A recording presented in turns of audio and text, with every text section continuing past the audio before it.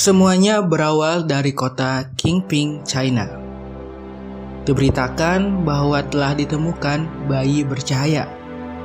Sejak saat itulah, entah bagaimana kekuatan super bermunculan di seluruh dunia. Kekuatan itu disebut dengan quirk atau bakat. Dan waktu pun berlalu, tanpa seorang pun yang tahu bagaimana kekuatan itu bisa muncul. Saat ini kekuatan super sudah menjadi hal biasa di masyarakat. Dengan 80% dari populasi manusia memiliki quirk yang unik. Di dunia yang dipenuhi kekacauan ini, di mana penyalahgunaan kekuatan super banyak terjadi di mana-mana. Sebuah profesi yang diimpikan dan dikagumi oleh banyak orang, kini menjadi pusat perhatian. Nama profesi tersebut adalah hero atau pahlawan. Pahlawan menjadi profesi impian bagi semua orang, tak terkecuali Midoriya, yaitu seorang anak kecil penggemar berat pahlawan nomor 1 di dunia. Dan dia bercita-cita ingin menjadi pahlawan hebat seperti idolanya itu. Tapi kenyataannya tak seindah yang dibayangkan. Umumnya di umur 4 tahun, seorang anak sudah bisa memunculkan quirknya. Tapi tidak dengan Midoriya. Di antara masyarakat yang penuh dengan kekuatan super, dia adalah salah satunya orang yang tidak memiliki bakat atau quirkless. Ya, seharusnya Midoriya menyerah dengan keadaannya. Tapi Midoriya bisa menggapai mimpinya. Dia berusaha untuk menggapainya sekuat tenaga dan melewati dinding yang begitu besar. Berkat orang yang selalu membimbing dan membantunya, sekarang dia sudah berada di puncak. Inilah kisah Midoriya Izuku, kisah tentang perjalanan menjadi pahlawan terhebat di dunia.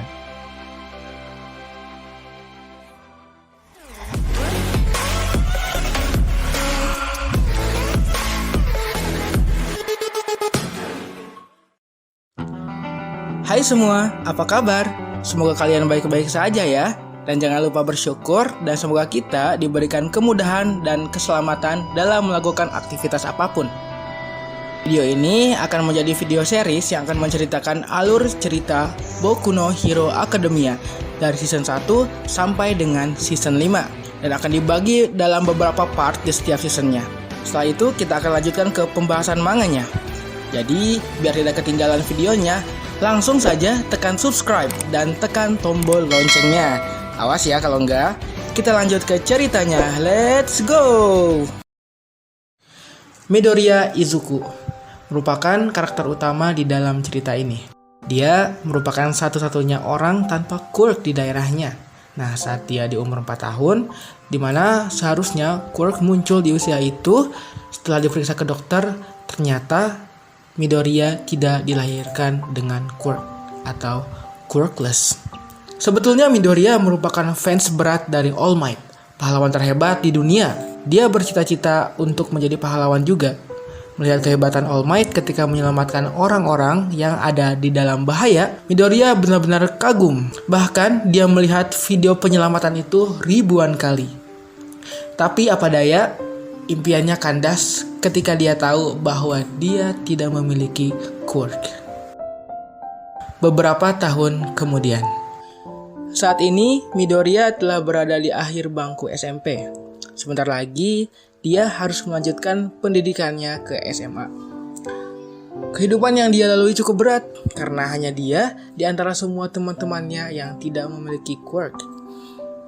Karena keadaannya itu, dia sering dibully, bahkan oleh teman masa kecilnya sendiri, yaitu Bakugo. Bakugo memang menjadi orang yang paling hebat di sekolahnya karena dia memiliki quirk yang cukup kuat, yaitu explosion atau ledakan. Tapi karena hal itu, dia tumbuh menjadi anak yang sombong dan angkuh. Bakugo seringkali membuli Midoriya. Dia menjuluki Midoriya dengan sebutan Deku, yang artinya tidak berguna. Hari itu, di sekolah adalah waktu untuk menentukan pendaftaran setelah lulus SMP. Semua siswa diminta untuk menentukan mau lanjut kemana. Bakugo mendaftar ke sekolah pahlawan terbaik di Jepang, yaitu UA. Bakugo mengira bahwa dia adalah satu-satunya yang akan daftar ke UA. Ternyata Midoriya dari awal memang berkeinginan untuk mendaftar ke UA juga. Sama dengan Bakugo. Sontak saja Bakugo dan teman sekelasnya ketika mengetahui bahwa Midoriya daftar di UA, semuanya menertawakan dan membulinya. Ya, memang karena dia tidak memiliki kekuatan apapun. Jadi wajar lah kalau seperti itu. Tapi Midoriya tetap tegar dan tidak menyerah dengan mimpinya. Sepulang sekolah, Midoriya langsung pulang menuju rumahnya. Tapi ketika dia melewati terowongan, tiba-tiba ada penjahat berwujud monster lumpur yang menangkapnya dan ingin mengambil tubuhnya. Di sini hampir saja Midoriya mati. Dan kebetulan ada orang ke terowongan tersebut. Dia adalah All Might, sang simbol perdamaian, pahlawan nomor 1 di Jepang dan dunia. Lantas, All Might menyelamatkan Midoriya dari si penjahat itu dan menghempaskannya dengan Texas Smash.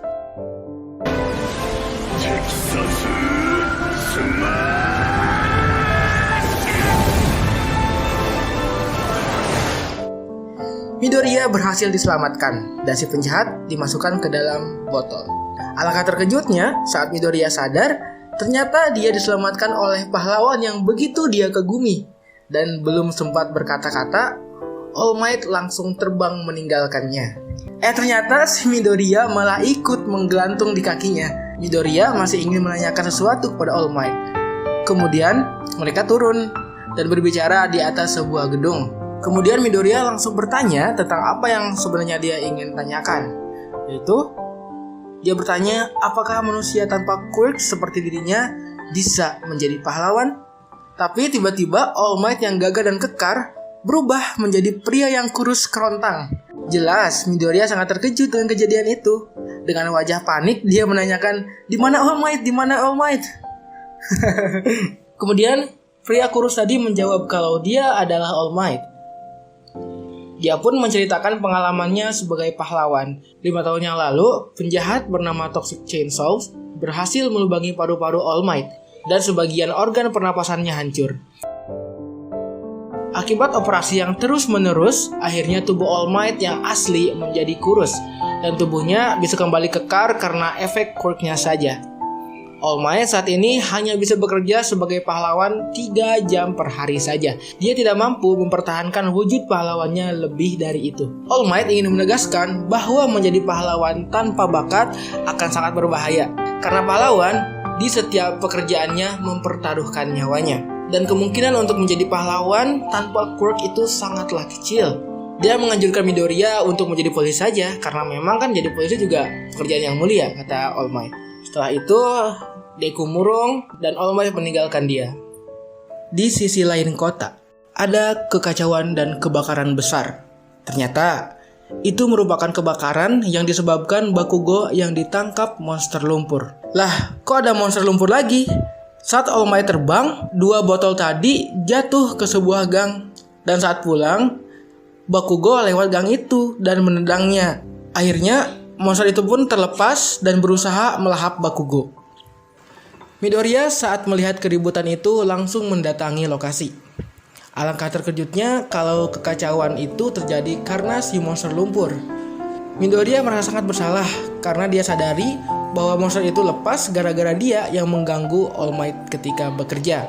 Sementara All Might pun ada di TKP, tapi dia tidak bisa melakukan apapun karena dia sudah mencapai batasnya. Saat melihat ada yang disandra oleh si monster dan dia adalah Bakugo, Deku sangat terkejut dan tiba-tiba tubuh Deku bergerak dengan sendirinya. Dia maju menerjang dan berusaha menyelamatkan Bakugo. Walaupun dia tidak bisa melakukan apa-apa, tapi All Might melihatnya dan merasa tergerak karena tekad Midoriya itu. Akhirnya, All Might memaksakan dirinya untuk menyelamatkan mereka berdua. Dia berubah ke wujud pahlawannya dan menerjang dengan pukulannya yang sangat dahsyat. All Might berhasil melenyapkan si monster itu sampai-sampai efek dari tinjunya membuat tornado dan menurunkan hujan.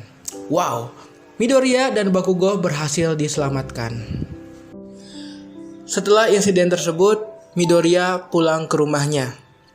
Saat di perjalanan, dia dicegat oleh All Might.